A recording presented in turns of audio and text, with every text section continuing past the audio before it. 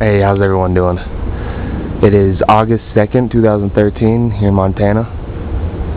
So last night, a really severe weather pattern hit the area here in Gallatin County. It brought with it 90-mile-an-hour winds and up to golf ball size hail. Not something you really want to see when you're in the midst of planting a garden. I looked at the news this morning, and I guess over the widespread of the county, about $1 million of damage in crops was dealt out by the storm. And luckily I only have $25 put into my crops, because some of them took a harder hit than most of the others. One I was worried most about were the broccoli here. These had really big leaves. I was afraid the wind would probably pick them up and deroot them. That didn't happen, but what got to them was the hail balls. As you can see, all the leaves are just shredded apart. And although the meristem tissue in the main stem connecting to the roots, those are all connected still, so I'm hoping that the nutrients will still be able to regenerate the leaves and they'll be able to take over from there.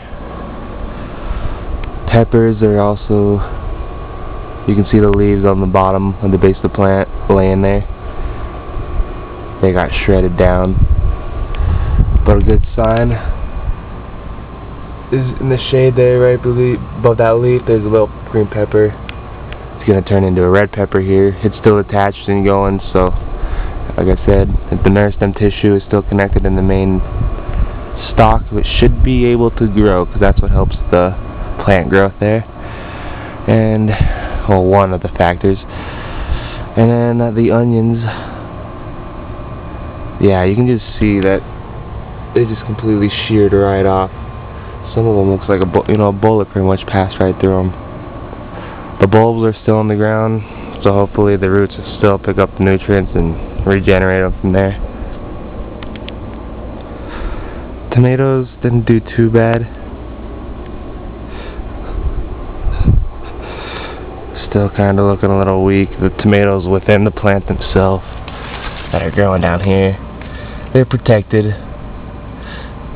I'm guessing that's what the point of the branches and the leaves are, to protect them from harsh elements, so job well done. Same with the Roma tomatoes there in the back. The fence seemed to kind of help protect them, because all the Romas are still growing. I had a couple that were dislodged from the plant, but it looks like they'll make a rebound.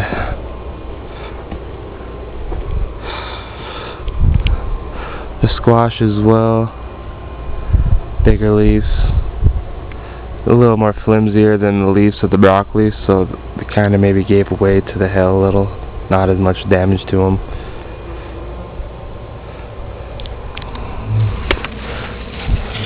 Thought I'd show you a little product of the cucumber there. Got that one growing. A couple more growing there. It's making its way up this trellis I made here, and making its way over here, and some more other. Oh, there's one more producing. I've already picked about 3 or 4 off of it, so turn out for the cucumbers. And show you this here. Thankfully that spaghetti squash, it's the biggest one I have growing now, thankfully it was protected by some of these leaves, because that one right there got smashed up, starting to rot away. I'll have to pick it. There's a couple more, they're all over in there growing, so I'm not too worried about it. They seem to at least withstand the weather last night. And the peas, they seem to be protected by the fence as well. So overall, I'm not too much concern. I don't think I'll be out as much money as some of the local farmers here. Like I said, $1 million in crop damage. Haven't had a bad hailstorm like this in a couple of years, and hopefully it never happens again anytime soon.